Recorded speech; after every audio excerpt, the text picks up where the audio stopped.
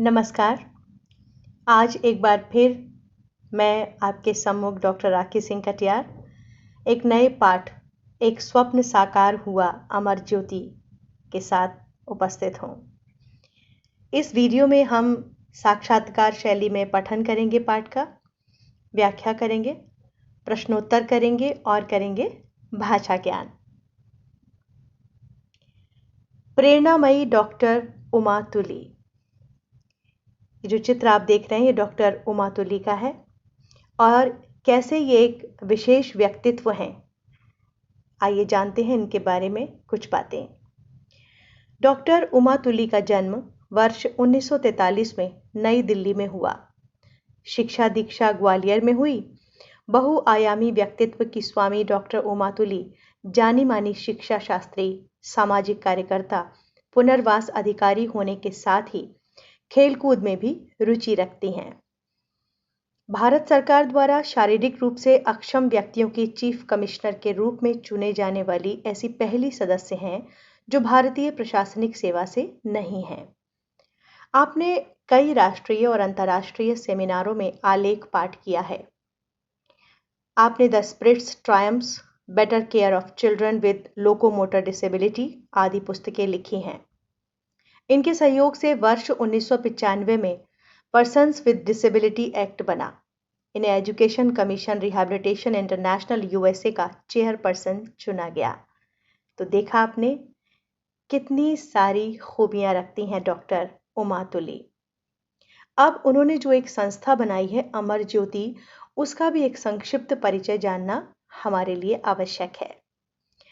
Doctor Uma तुली ने सन 1981 में अमर ज्योति की स्थापना की। ये ट्रस्ट एक ही कैंपस में शिक्षा, व्यावसायिक प्रशिक्षण, चिकित्सीय देखभाल और स्वरोजगार संबंधी अवसर उपलब्ध कराता है।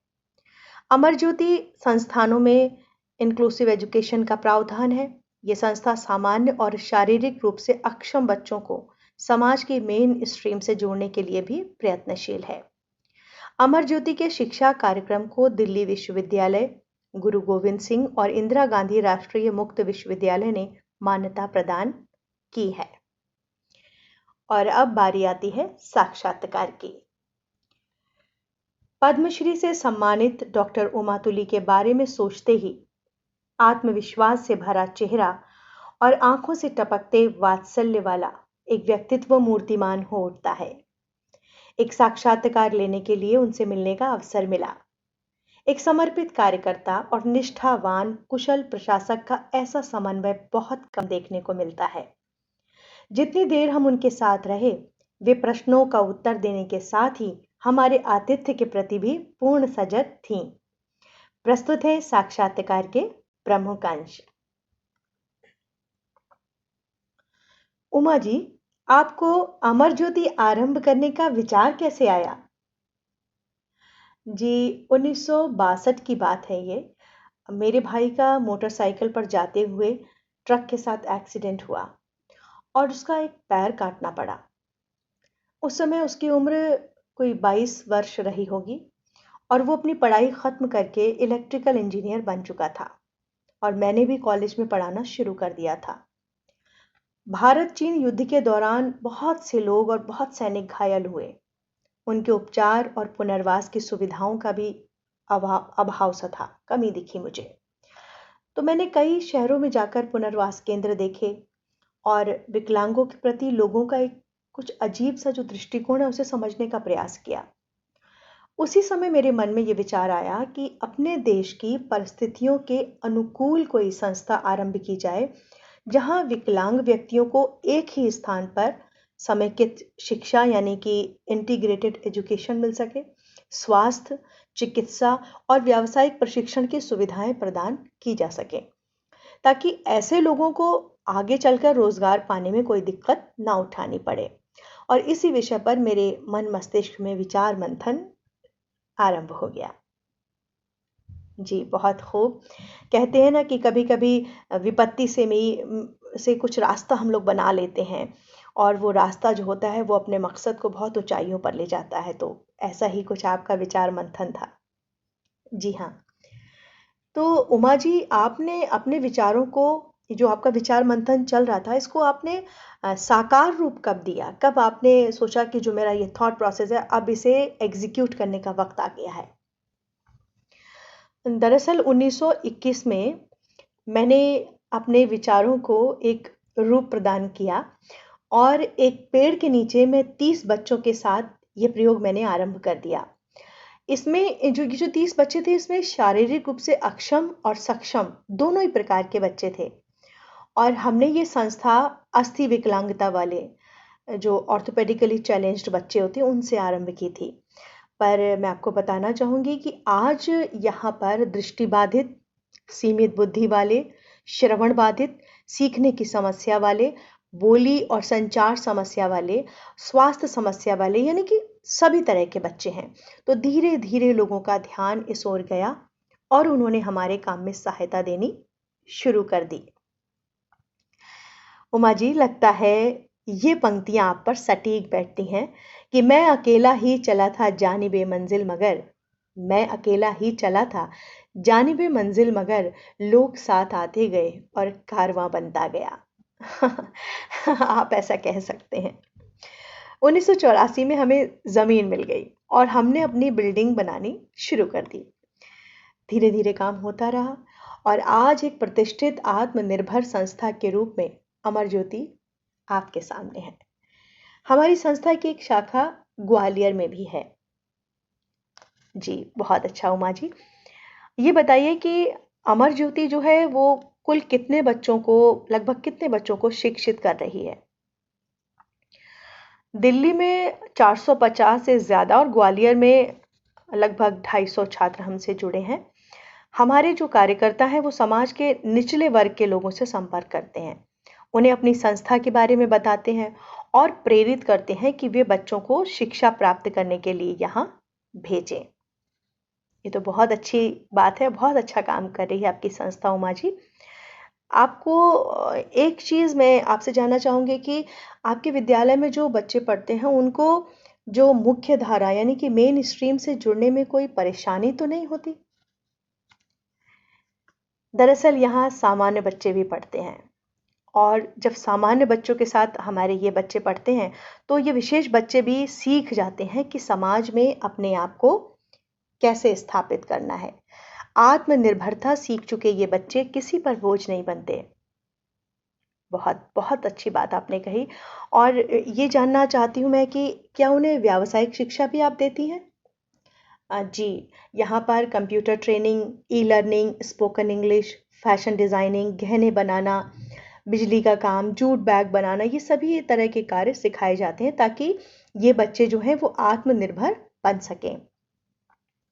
अच्छा उमा जी, इस संस्था के संचालन में कुछ कठिनाइयाँ तो अवश्य आती होंगी, क्योंकि हम लोग एक छोटा-सा काम भी अगर शुरू करना चाहते हैं तो कई तरह की दिक्कतें आती हैं। तो आपको किस तरह की परेशानियों का सामना करना पड़ा? सबसे पहले तो बच्चों को यहाँ भेजने के लिए लोगों को समझाना पड़ता है। ग्वालियर की शाखा में हमने पाया कि माता-पिता आसानी से बच्चों को स्कूल भेजने के लिए तैयार ही नहीं होते। पर इन 20 वर्षों में हमारे प्रयत्नों में बहुत सारी कठिनाइयाँ दूर करी हैं और हम लगातार अभिभावकों से संपर्क बनाए रखते हैं और एक टीम के रूप में कार्य करते हैं। जी, क्योंकि यहाँ पर टीम स्पिरिट भी बहुत ज़रूरी है और एक टीम के रूप में जब आप काम करते हैं तो बड़ा आसान सा हो जाता है काम। उमा जी, ये बताइए कि शिक्षकों को इस तरह के बच्चों को पढ़ाने में कोई कठिनाई तो नहीं होती? जी, शिक्षकों को हम इस तरह का प्रशिक्षण देते हैं कि वो छात्रों की योग्यता और उनके रुझान के अनुसार कार्य करें, उस तरह से उनको ट्रेनिंग दें। और शिक्षक उनके माता-पिता को भी ये बताते हैं कि वो अपने बच्चों के साथ कैसा व्यवहार करें। उमा जी, ये तो बहुत ध्यान देने योग्य बात है जो आप कह रहे हैं कि दरअसल हम बाहर किसी से भी शिक्षा दिलवाएं, लेकिन हमारे परिवार में बच्चों के पालन पोषण में जो माता पिता या घर के अन्य सदस्य हैं, वो किस तरह से पेश आ रहे हैं बच्चों के साथ, ये बहुत ज़रूरी है। तो पढ़ाई लिखाई और व्यावसायिक शिक्षा के अतिरिक्त यहाँ के बच्चे और किन गतिविधियों से जुड़े हैं? हमारे बच्चे सांस्कृतिक कार्यक्रमों और खेल कूद में बढ़ चढ़कर भाग लेते हैं। शहर के कई उत्सवों में इन बच्चों की पूरी भागीदारी होती है। पहिए वाली कुर्सी पर बैठकर की गई इन बच्चों की जो नृत्य प्रस्तुति है उसको तो विदेशों में भी बहुत सराहा गया है। जी, मैंने भी समाचारों में ये चीज़ देखी थी और इसके लिए मैं आपको बहुत सारी मुबारकबाद देना चाहती हूँ। अब ये बताइए कि इन बच्चों से हम क्या सीख सकते हैं? इन बच्चों की मुस्कुराहट और आत्मसंतोष की भावना हमें विषम परिस्थितियों में भी हंसते रहना सिखाती है।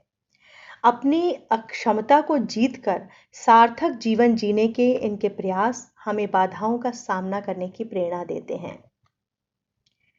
उमा जी, आप इतना कुछ कर रही हैं समाज के लिए, समाज के उन विशेष बच्चों के लिए। आप समाज से क्या अपेक्षा करती हैं? सर्वप्रथम तो मैं यही चाहती हूँ कि ये बच्चे समाज की मुख्य धारा से जुड़ें और इस कार्य को समाज अपना कर्तव्य समझे। इन पर दया ना करे, बल्कि इनको इनका हक दिया जाना चाहिए और जितने भी सार्वजनिक स्थान हैं उस पर सभी तरह की आवश्यक सुविधाएं जो हम दे सकते हैं वो हमें देनी चाहिए, ताकि ये लोग दूसरों पर निर्भर ना रहें, आत्मनिर्भर रहें। और इनके लिए सुविधाजनक बसों का प्रबंध करना भी बहुत ज़रूरी है। इन्हें समान अवसर दीजिए, हर चीज़ में पूर्ण भागीदारी का अधिकार दीजिए। और मैं चाहती हूँ कि अधिक से अधिक लोग हमारी समुदाय आधारित पुनर्वास इकाई जो कम्युनिटी बेस्ड रिहैबिलिटेशन यूनिटी है उससे जुड़ें और अन्य लोगों में भी जागरूकता को पैदा करें। हम सभी को ऐसे प्रयास करने चाहिए जिनसे शारीरिक और बौद्धिक अक्षमता वाले जो बच्चे हैं उनका जीवन सामान्य हो सके। जी, बिल्कुल सही फरमाया आपने। कुछ ऐसा विशेष जो आप हमें बताना चाहती हैं? जी, ज़रूर।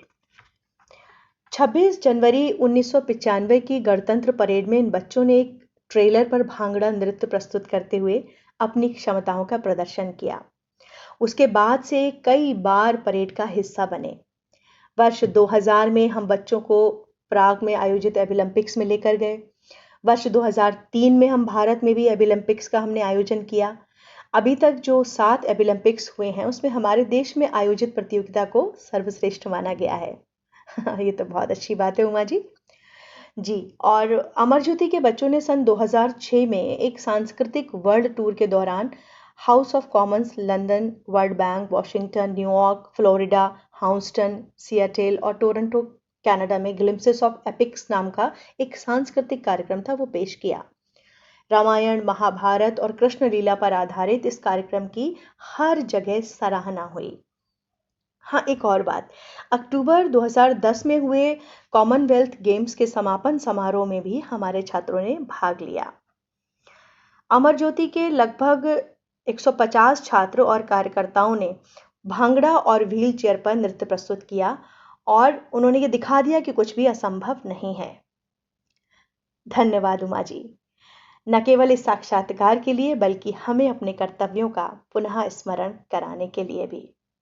धन्यवाद। नमस्कार। तो ये था साक्षात्कार डॉक्टर उमा तुली जी के साथ और अब बारी है प्रश्नोत्तर की। इस साक्षात्कार को सुनते समय बहुत सारे उत्तर अब आप स्वयं ही कर सकते हैं। जैसे कि प्रश्न है, किस घटना ने डॉक्टर उमा तुली को अमर ज्योति आरंभ करने की प्रेरणा दी? तो जैसा कि साक्षात्कार के आरंभ में उमा तुली जी ने बताया था कि 1962 में उनके भाई का ट्रक के साथ एक्सीडेंट हुआ और उसका एक पैर काटना पड़ा और भारत चीन युद्ध जब हुआ उसके दौरान जो घायल सैनिक थे उनके उपचार की और पुनर्वास की सुविधाओं का अभाव, ये दो घटनाएं ऐसी थीं जिन्होंने डॉक्टर उमा तुली को विवश कर दिया कि वो सोचने लगी कि मुझे कुछ करना चाहिए, इस तरह की संस्था आरंभ करनी चाहिए। तो इन दो घटनाओं ने उनको प्रेरणा दी। अमर ज्योति के कार्यकर्ता क्या कार्य करते हैं? अमर ज्योति के कार्यकर्ता समाज के निचले वर्ग के लोगों से मिलते हैं और उन्हें अपनी संस्था के बारे में विस्तार से बताते हैं और इस बात के लिए उत्साहित करते हैं कि वे लोग अपने बच्चों को शिक्षा प्राप्त करने के लिए अमर ज्योति में भेजें। इस संस्था में छात्रों को आत्मनिर्भर होने के लिए कौन कौन से कार्य सिखाए जाते हैं? इस संस्था में छात्रों को computer training, e learning, spoken English, fashion designing, गहने बनाना, बेकरी का काम, बिजली का काम, जूट बैग बनाना, ये सभी कार्य सिखाए जाते हैं जिससे छात्र आत्मनिर्भर बन सके और सफलतापूर्वक अपना जीवन यापन कर सके। समाज का इन बच्चों के प्रति क्या कर्तव्य है? समाज का इन बच्चों के प्रति ये कर्तव्य है कि इन बच्चों को समाज अपनी मुख्य धारा से जोड़े, इन पर दया ना करे बल्कि इन्हें इनका हक देने का प्रयास करे। सभी सार्वजनिक स्थानों पर इन्हें आवश्यक सुविधाएं दी जानी चाहिए जिससे ये आत्मनिर्भर बने। इनके लिए सुविधाजनक बसों का प्रबंध भी किया जाए और इन्हें समान अवसर और समान भागीदारी का अधिकार दिया जाए। अमर ज्योति आरंभ करने से पहले उमा जी ने क्या जानकारी जुटाई? अमर ज्योति आरंभ करने से पहले डॉक्टर उमा तुली ने कई शहरों में पुनर्वास केंद्र देखे और विकलांगों के प्रति लोगों के अजीब दृष्टिकोण को समझा और तब उनके मन में एक विचार आया कि देश की परिस्थितियों के अनुकूल एक संस्था आरंभ की जाए जहां विकलांग व्यक्तियों को एक ही स्थान पर सभी प्रकार की शिक्षाएं एवं सुविधाएं दी जा सकें जिससे उन्हें रोजगार पाने में कोई दिक्कत ना उठानी पड़े। डॉक्टर तुली ने कब और किस रूप में कार्य आरंभ किया? डॉक्टर तुली ने सन 1981 में एक पेड़ के नीचे 30 बच्चों के साथ शारीरिक रूप से अक्षम और सक्षम दोनों ही प्रकार के बच्चों को लेकर एक संस्था अस्थि विकलांगता वाले बच्चों से आरंभ की थी। अमर ज्योति के बच्चों को मुख्य धारा से जुड़ने में कठिनाई क्यों नहीं होती? अमर ज्योति के बच्चों को मुख्य धारा से जुड़ने में कठिनाई इसलिए नहीं होती क्योंकि इस संस्था में सामान्य बच्चे भी पढ़ते हैं और उनके साथ रहकर विशेष बच्चे ये सीख जाते हैं कि समाज में अपने आप को कैसे स्थापित करना है और आत्मनिर्भरता सीख चुके ये बच्चे किसी पर बोझ नहीं बनते। शिक्षकों को इस तरह के बच्चों को पढ़ाने में कोई कठिनाई नहीं होती? इस प्रश्न का डॉक्टर तुली ने क्या उत्तर दिया? शिक्षकों को इस तरह के बच्चों को पढ़ाने में कठिनाई नहीं होती है, इसका उत्तर डॉक्टर तुली ने दिया क्योंकि शिक्षकों को इसका विशेष प्रशिक्षण दिया जाता है। वे छात्रों की योग्यता और रुचि के अनुसार प्रशिक्षण देने की कोशिश करते हैं। साथ ही बच्चों के माता पिता को भी शिक्षक ये बताते हैं कि वो अपने बच्चों के साथ में कैसा व्यवहार करें। मूल्यपरक प्रश्न। अपने किन गुणों के बल पर शारीरिक रूप से अक्षम मानव सफलता के नए आयाम स्थापित कर पाते हैं? देखिए, बहुत सारे गुण हैं जैसे दृढ़ संकल्प, इच्छा शक्ति, आत्मविश्वास, सकारात्मक दृष्टिकोण और कुछ कर दिखाने की भावना के साथ अनथक कठोर परिश्रम ऐसे गुण हैं जिनके बल पर शारीरिक रूप से अक्षम मानव सफलता के नए आयाम स्थापित कर पाते हैं। भाषा ज्ञान में बारी है विलोम शब्द की। विदेश, स्वदेश, अनुकूल, प्रतिकूल, सराहना, उलाहना, निष्ठावान, निष्ठाहीन, स्थापित, विस्थापित, विशेष, सामान्य। उपसर्ग और मूल शब्द अलग करके लिखिए। आपको पहले के भी वीडियो में हमने बताया है कि उपसर्ग वे शब्द या शब्दांश होते हैं जो किसी भी शब्द के आगे की ओर लगते हैं और एक नवीन शब्द का निर्माण करते हैं और साथ ही उसका अर्थ भी बदल जाता है। तो देखिए, यहाँ पर हम अलग कर रहे हैं। विदेश में वि उपसर्ग है और मूल शब्द है देश। संभव, सम और भव। प्रशिक्षण, प्र उपसर्ग शिक्षण। साकार, स आकार। प्रयत्न, प्रयत्न। परिस्थिति, परिस्थिति। पाठ में आए एक और इत प्रत्यय वाले शब्द चुनकर लिखिए। यह आप बड़ा आसान सा कार्य आप स्वयं भी कर सकते हैं, लेकिन फिर भी मैं हूं आपके लिए। एक शारीरिक, सांस्कृतिक, व्यावसायिक, बौद्धिक और इत समर्पित, समेकित, प्रशिक्षित, विस्थापित। चलते चलते आपकी राखी दीदी आपको कुछ ना कुछ तो बोलेंगी ही। जलते दिए बुझे नहीं, बुझते दिए जलाओ तुम, प्रेम की ज्योति कम ना हो, गाओ, ये गीत गाओ तुम। बहुत सारी शुभकामनाएं आप सबके लिए कि आपके मन में भी सद्विचार आएं और आप ज़रूरतमंदों की मदद कर पाएं, प्यार के साथ में, बेचारगी के साथ नहीं। बहुत बहुत शुभकामनाएं। धन्यवाद।